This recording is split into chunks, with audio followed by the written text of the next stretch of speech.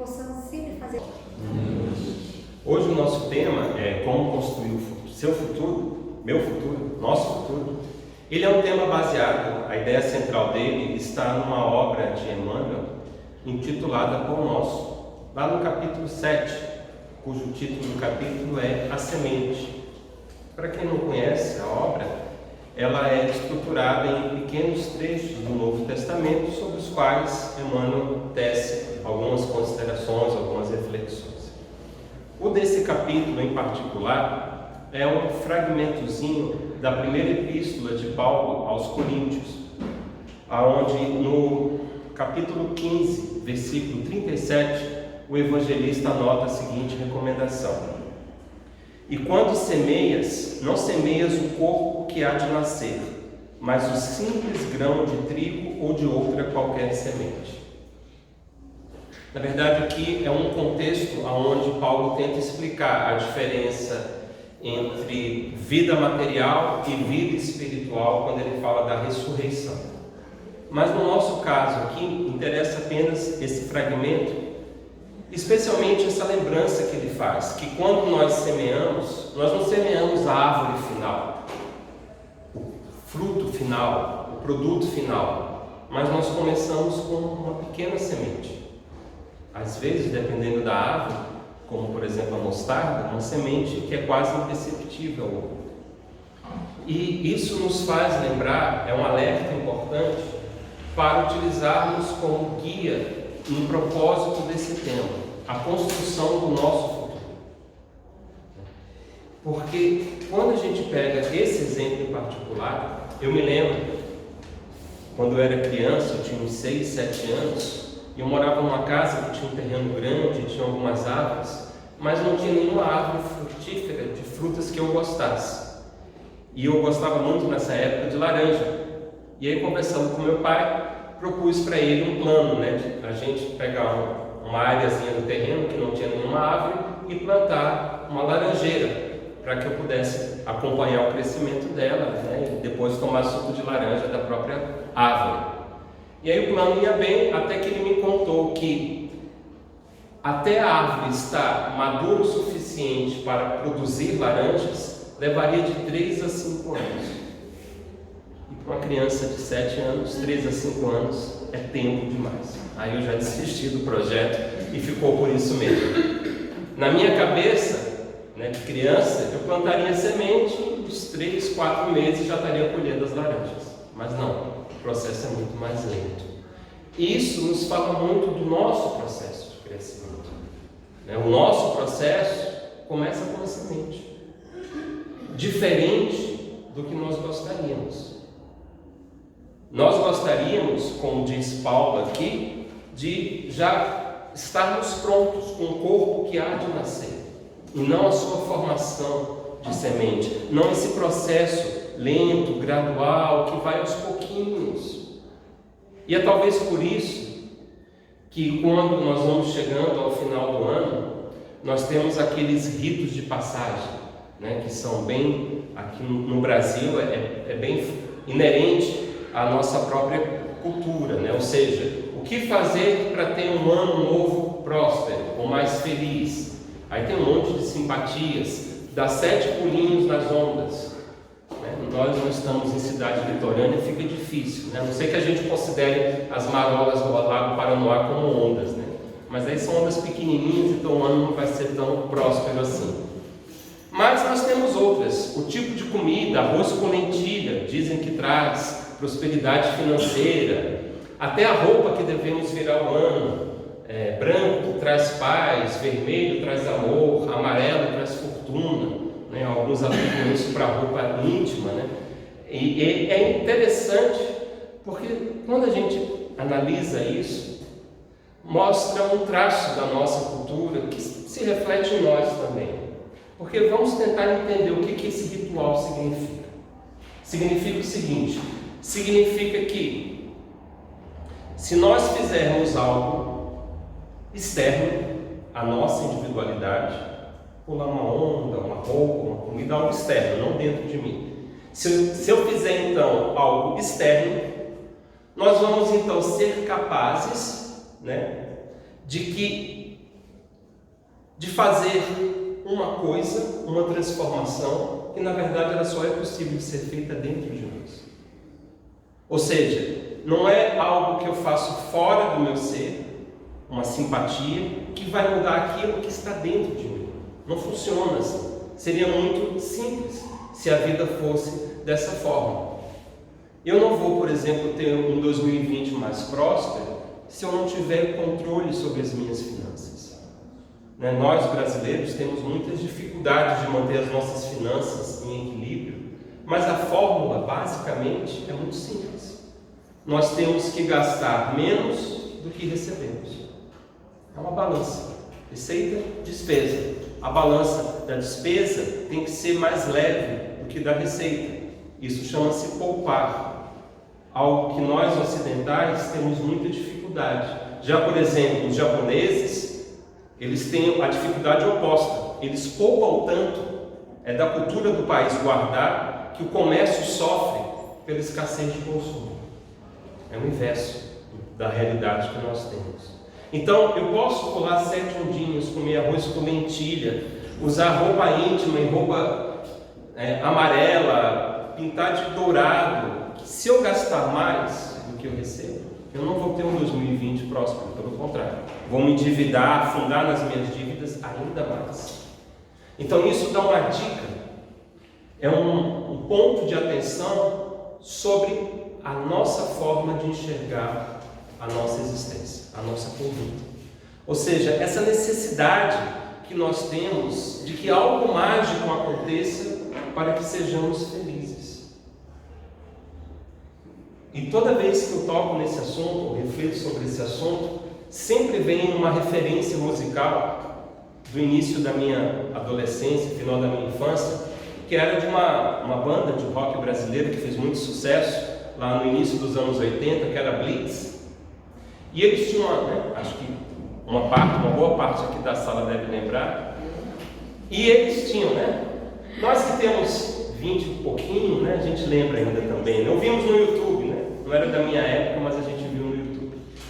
Então, eles tinham uma música que não fez tanto sucesso quanto as outras, mas que ela tinha uma frase interessante. Mais para o finalzinho da música, o Evandro cantava o seguinte: eu não queria falar, mas agora eu vou dizer: todo mundo quer ir para o céu, mas ninguém quer morrer.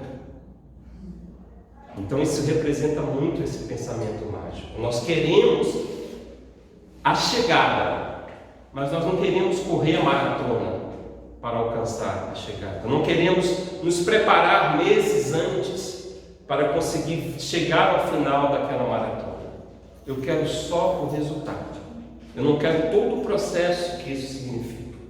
Ou, fazendo analogia à minha história de infância, eu quero colher a laranja, mas eu não quero ter que preparar a terra, plantar, cuidar daquela plantinha nascente, adubar, impedir que as pragas a destruam. Eu não quero isso. Eu quero só colher a laranja e tomar o suco.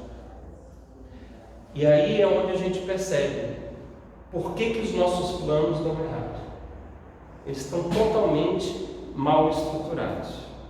E aí nós temos que nos desligar desse pensamento mágico que, de uma certa forma, fala dos ecos da nossa existência quando nós éramos mais primitivos, na Idade da Pedra, aonde o mágico nos encantava, porque éramos ignorantes e não compreendíamos os fenômenos da natureza e da existência. Temos que largar essa etapa para a nossa etapa atual, de homens, mulheres, iluminados pela ciência, que buscam, através do conhecimento, o conhecimento de si próprio. Então, esse pensamento mágico não funciona. O Rossandro Klinger, falando sobre esse assunto, ele comenta dos biscoitos da sorte, Quem já foi em algum restaurante japonês, com certeza já comeu um, e dentro dele vem sempre um bilhetinho. E é sempre algo positivo, algo bom, Nunca vai dizer algo negativo para você. Ele falou que uma certa vez ele foi, abriu um biscoitinho desse e estava escrito: hoje você terá um encontro inesperado. Ele achou interessante.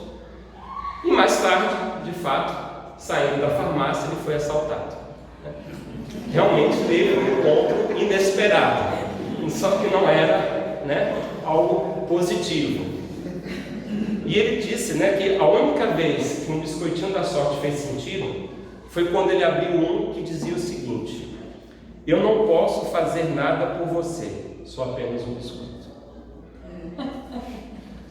Esse é ótimo. E aí nos remete a isso, né? Por que a gente tem essa necessidade de materializar, externalizar coisas que nos dizem respeito? Por que eu tenho que ter, sei lá, incenso que abre o caminho? Abre o caminho de quê? Talvez para você respirar melhor, se for né, de eucalipto, né, algo astringente, ou velas, ou patuás, ou, né, dar um banho de descarrego em você mesmo, de sal grosso, ou na sua casa. Então, são coisas, né, vinculadas com essa ideia do pensamento mágico que eu estou trabalhando, mas que não fazem o menor sentido, porque a chave está na prática interna, nas conquistas que nós fazemos dentro de nós mesmos para conseguirmos nos construir o nosso futuro. Então, nessa compreensão, vamos guardar a ideia da semente e de todo o processo que ela traz, porque aí, quando eu falo de planejar o futuro, dentro dessa visão realista, pé no chão, não a visão mágica, mas a visão de que eu preciso me transformar internamente. Né? Porque é interessante, as pessoas, por exemplo, vamos falar de uma questão comum, a vida afetiva de um casal. Né? O homem e uma mulher, né, depois de um tempinho casados, ou mesmo como namorados, num relacionamento mais longo, né, um namorido, costumam ter queixas do seu cônjuge, do seu parceiro. Ah, mas ele não é mais atencioso. Ah, ela não faz mais aquela comida que ela sabe que eu gosto. Então nós temos esse hábito, que é um hábito equivocado, de projetar nos outros as causas daquilo que nos frustra. Mas a gente não faz o papel contrário, que é o princípio da empatia. Eu não tento me colocar no lugar do outro. Ou seja, eu não me pergunto, será que eu sou um bom cônjuge para o meu par? Eu sou um bom parceiro afetivo? Então, será que antes de cobrar do outro comportamentos que eu gostaria que ele tivesse comigo, será que eu atendo às expectativas sentimentais dele? Eu sou carinhoso como ele gostaria que eu fosse? Eu sou cuidadoso? Eu sou atencioso? Ou será que eu estou tão imerso no meu mundinho que eu esqueço que não é o amor que sustenta o relacionamento, mas é a forma de se relacionar que sustenta o amor? Então, a transferência para o outro, para aquilo que está fora de nós, implica na ausência de responsabilidade minha de agir para mudar a situação. Estou insatisfeito com a forma como o outro me trata? Eu não tenho poderes de mudar o outro. No máximo, eu posso um dia explicar para o outro como eu me sinto. E aí vai dele se comover com a sua situação ou simplesmente seguir o caminho que ele segue. O que eu posso fazer? Eu posso mudar a mim mesmo, mudar a forma como eu reajo ao outro. É aquela clássica frase de Jean-Paul Sartre: não importa o que os outros fizeram de você, o importante é o que você vai fazer daquilo que lhe fizeram. Então, o seu relacionamento profissional, afetivo, familiar não está bom, mude você. Então, quando eu começo a trazer para mim as rédeas da minha vida, as coisas ganham uma nova perspectiva. E aí sim fica mais claro como construir o meu futuro. Então, se nós fôssemos colocar no papel essa construção do futuro, nós teríamos que pensar nas qualidades, nas características, nas habilidades que eu preciso ter para fazer o planejamento desse futuro. E aí nós poderíamos elencar 4 características principais. Seriam elas, primeiro, racionalidade.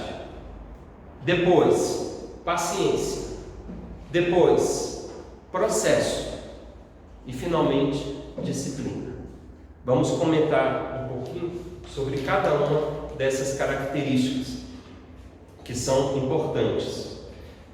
E fazendo uma referência, já que nós abrimos citando Paulo, fazendo uma referência então ao Evangelho, vamos buscar um excelente exemplo de como essas 4 virtudes são necessárias em uma passagem de Lucas, lá no capítulo 14, versículo 28 a 30, aonde Jesus comenta o seguinte. Olha que interessante, né? Às vezes a gente pega a Bíblia e acha que é um livro que está muito distanciado da nossa realidade, porque era uma outra época social, cultural e econômica. Mas não, a gente vê que ele é tão atual quanto o momento que nós vivemos agora. Olha só o que essa passagem relata.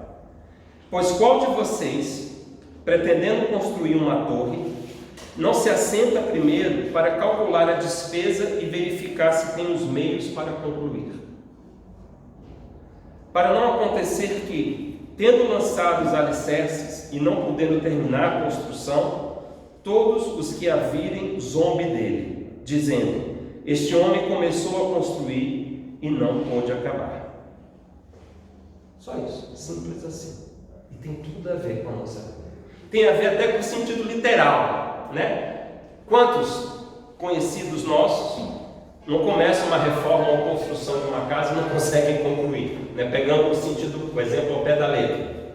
Primeiro que quem já mexeu com reforma aqui sabe que é um suplício. Você tem 2 alegrias. Quando começa, né, que você conseguiu aquele financiamento na caixa, né, e etc. Mas a alegria é maior quando você consegue concluir. Primeiro porque nunca fica no orçamento que você imaginou. Você acha que vai gastar X, é 2X, 3X ou mais. E o tempo, 1 mês e meio, 2 meses a gente termina a reforma. 6 meses, 8 meses, ainda está lá o pessoal trabalhando e você não conseguiu ter a paz e o lar que gostaria. Qual que é a questão aqui?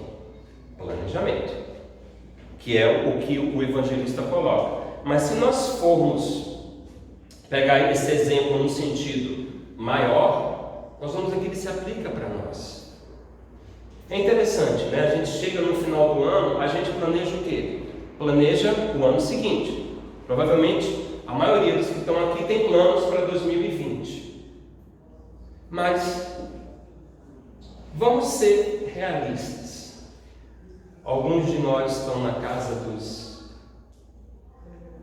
menos de 20, alguns já passaram dos 30, o resto está feliz, né? Não vamos entrar em detalhes, né? Imagine somente essa existência e vocês traçam metas para si. Por exemplo, eu vou mudar o meu hábito alimentar por questões de restrição médica, por questões de estética. Ou eu tenho muita dificuldade de focar e terminar algo. Eu começo e deixo, começo e deixo, começo e deixo. Não. Então a gente faz, né, metas que são importantes. Ou eu vou estudar para aquele concurso que eu estou querendo e nunca consigo. Enfim, nossas metas. Só que eu faço para um ano. É a questão da semente da laranjeira. Ela não vai dar frutos em um ano. Eu não vou magicamente, só porque eu quero, de uma hora para outra, deixar a criatura que eu fui até o momento de lado e, num passe de mágica, ser a nova pessoa que eu gostaria. Isso não vai acontecer. Não é assim que funciona. Nós temos hábitos que se formos analisar, o que é um hábito? É repetição de padrões. Padrões que nós repetimos, no mínimo nessa vida, mas provavelmente de muitas existências. E não é em um ano que eu vou conseguir. Não é porque eu fui numa palestra maravilhosa do Divaldo que eu chorei até molhar a minha camisa toda e fiquei comovido porque finalmente eu entendi qual é a chave da minha conquista espiritual e só por isso eu vou em um mês me santificar. O problema disso chama-se planejamento superestimado. Ou seja, eu estou fazendo uma visão de mim muito mais otimista do que de fato eu sou. O problema disso é que na primeira tropeçada que eu der, na primeira vez que eu falhar e não conseguir seguir aquele plano, eu vou me frustrar tremendamente. Não tenho jeito, eu sou um espírito das trevas, o umbral já está lá me aguardando de braços abertos, é assim mesmo, né? Ou seja, a gente entra, cai em depressão porque não conseguiu virar santo no final de semana. Que lastimável, né? Todo mundo consegue, por que eu não consigo me santificar? Porque não é assim. Uma laranjeira não dá frutos em um mês. Então, é preciso montar um processo. Nem superestimado, também tem o contrário. Tem as pessoas que subestimam, ou seja, não percebem o valor que elas possuem. Não vou dar conta. Eu sou fofoqueiro demais, gente. Eu vejo uma coisa acontecendo, eu tenho que contar para 5 pessoas no mínimo. Não queria dizer não, mas as correntes no WhatsApp fui eu que inventei. Não adianta, eu não dou conta, eu sou assim. Como é que é? Planta que nasce torta, cresce torta e morre torta. Não tem jeito para mim. Então, nem uma coisa, nem a outra. Qual que seria o segredo para que eu consiga ajustar essas expectativas para um meio termo razoável? Basicamente, é seguir a dica. Veja no que você já se transformou. E aí, é um processo que temos que tomar cuidado, porque a nossa tendência natural, é até uma questão evolutiva do nosso cérebro, nós tendemos a focar naquilo que nós não temos, não é aquilo que nós temos. Então vamos supor, você tem aquele Fiatzinho Palio de 95, você sonha em ter um carrinho melhor, passa 2 anos economizando, aí compra, né, um carro novinho, zerinho, seu sonho, é satisfação de 2, 3 meses. Daqui a pouco você já está pensando, poxa, mas tá, carro beleza, agora a casinha que eu moro, essa precisava de uma reforma. Então nós somos assim. O nosso cérebro está sempre focando naquilo que nós não temos.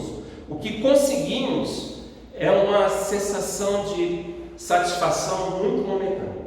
A gente já passa a enxergar o que nos falta. Só que para esse exercício, nós temos que avaliar o que nós já conseguimos ser. No passo de 10 anos, por exemplo, quem eu era há 10 anos atrás, quem eu sou hoje. E vamos tomar o cuidado de não focar apenas no nosso desempenho financeiro, mas principalmente no desempenho afetivo e espiritual. Quanto eu já consegui andar nesse período? Porque eu já começo a ter uma ideia das conquistas que eu já consegui realizar. Então eu consigo avaliar quem eu sou, para que eu possa ter uma medida de para onde eu quero chegar. Se eu estou, por exemplo, estudando para um concurso público há 3 anos e não consegui ainda entrar, não vai ser em 6 meses que eu vou conseguir. Então eu tenho que traçar para mim metas realistas, metas que eu possa. É basicamente, traduzindo de uma forma mais simplista, o processo dos AAs, dos Alcoólicos Anônimos. Você não chega para uma pessoa que é dependente de substância alcoólica e fala, João, a partir de hoje você não vai beber, não vai ter nem mais um trago, nem mais um golinho. A pessoa até se anima na hora, mas bate logo aquele vazio, aquele desespero de nunca mais poder contar com a sua droga adição. E ela fraqueja. Então a proposta deles é só por hoje. Então, só por hoje, você consegue não beber? Vai ser difícil, mas com perseverança e esforço, eu consigo. Então, a ideia é pequenos passos, pequenas conquistas, aquelas que eu tenho condições de alcançar. Porque eu vou ter nesse processo muito mais motivos de alegria do que de frustração. Porque se eu estabeleço metas realizáveis, eu vou conseguir cumprir a maioria delas. Então, ao final de um ano, de um período qualquer, eu vou ter muito mais o que comemorar do que o que lamentar. Isso vai me impulsionar a seguir adiante. E um outro aspecto importante é entender que, muitas vezes, nós traçamos para nós planos fantasiosos. Quem não gostaria de ganhar na Mega Sena, por exemplo?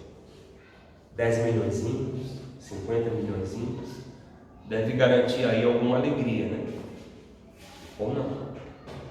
Pode ser o princípio da nossa queda espiritual. Já pararam para refletir Por que nós não somos tão bonitos quanto gostaríamos, tão ricos quanto gostaríamos, tão inteligentes quanto gostaríamos, tão extrovertidos, comunicativos, capazes de liderar, de tomar como gostaríamos? Porque talvez isso nos fizesse mal. Não esqueço nunca no livro de André Luiz, se eu não me engano, Missionários da Luz, de um espírito que estava planejando a sua reencarnação. E o André Luiz estava lá no Ministério da Reencarnação, conhecendo as áreas, e ele estava na área de planejamento genético. Quando chega uma moça com a planta genética dela e pede para que o rosto dela fosse enfeiado, desculpa a palavra, mas fosse enfeiado um pouquinho, porque ela tinha medo que se ela reencarnasse tão bela quanto estava no mapa, ela poderia se deixar levar pela vaidade e pela superficialidade e fracassar como ela já fracassou em outras existências, por esse mesmo motivo. E aí então é feito um ajuste para que o rosto dela não venha tão perfeito quanto viria. Idem para a riqueza e para tantas outras habilidades. Então nós temos que também ser capazes de compreender que talvez os planos de Deus não sejam os iguais, talvez não são iguais aos nossos planos fantasiosos. Aquilo que nós achamos que nos trará alegria e prosperidade pode ser justamente o nosso instrumento de queda. Eu lembro de um caso, uma história espírita, acho que contada em algum livro do André Luiz, que uma mãe tinha um filho paraplégico, mas ela era uma pessoa extremamente bondosa, extremamente carinhosa e tinha muito crédito no mundo espiritual em virtude das inúmeras pessoas que ela ajudou em várias encarnações. E aí o rapaz era paraplégico e aquilo cortava o coração dela, e toda noite ela se debulhava em lágrimas, rogando a Deus que o filhinho dela pudesse encontrar uma cura. De tanto que ela pediu, com tanta fé, e em decorrência dos créditos espirituais que ela tinha, um belo dia o mentor dela disse que o desejo dela seria atendido se realmente fosse aquilo que ela queria, se ela tinha certeza do que ela estava pedindo. Ela falou que sim, que a alegria dela era que o filho pudesse andar, na época ele já era um adolescente, brincar e jogar bola como os outros jovens. E assim aconteceu. Milagrosamente, em questão de semanas, o jovem foi recuperando os movimentos até voltar a andar por completo.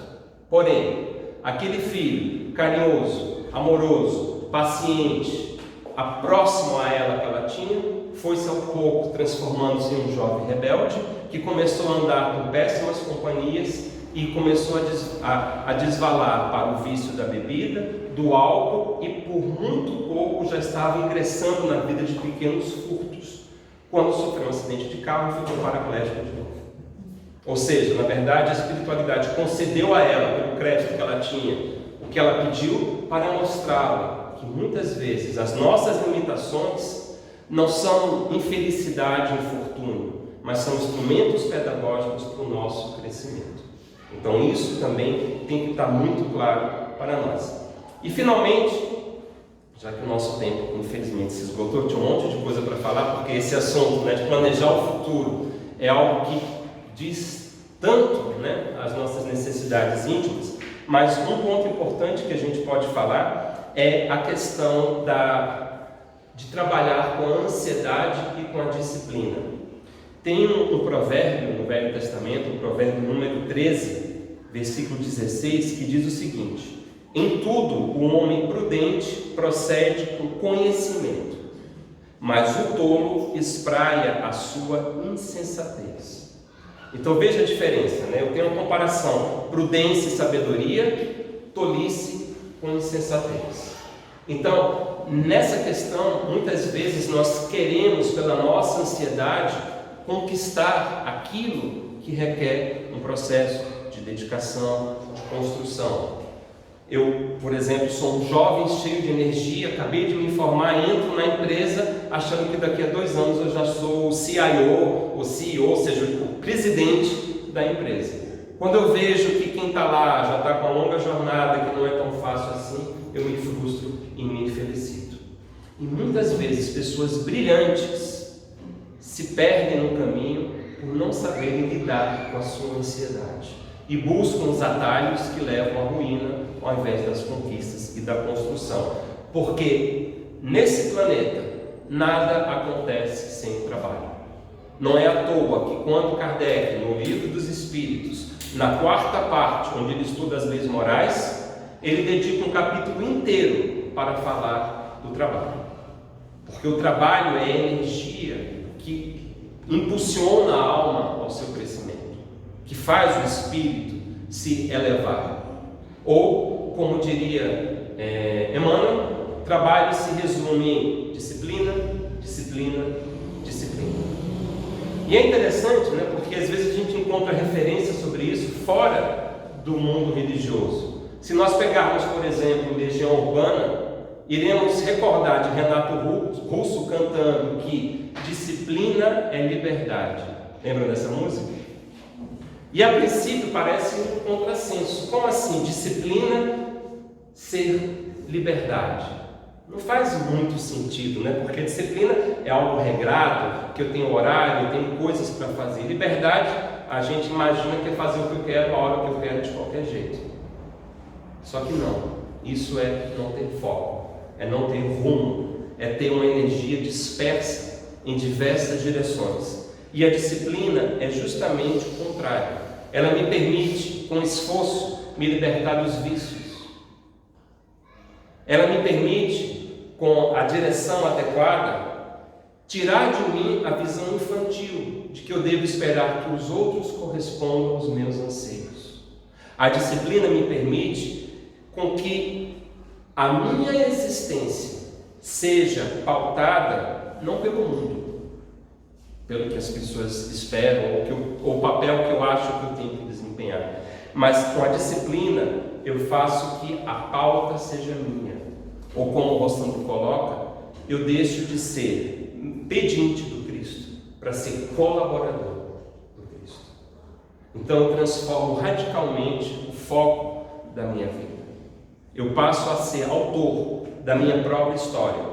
E aí sim, eu consigo começar a atender o chamado de Jesus, aonde Mateus capítulo 5, versículo 16, ele nos convida, dizendo: brilhai a vossa luz diante dos homens. E isso é possível através do planejamento, com processo, com disciplina, com foco e com paciência. Porque somos uma sementinha ainda germinando. Temos dentro de nós, da nossa essência, um carvalho para nos tornarmos, desde que respeitemos o nosso tempo e dediquemos a nossa energia no caminho e no esforço correto. Então, essas foram as reflexões, algumas da noite, com o objetivo de podermos pensar um pouquinho mais como nos transformarmos em colaboradores do Cristo e não pedintes, dependentes da misericórdia ou da compaixão a Ele. Então, que Jesus seja sempre o nosso modelo, o nosso farol, e que Deus fortaleça a nossa fé e a nossa determinação para que façamos dessa encarnação o ponto de transformação de toda a nossa existência. Que assim seja.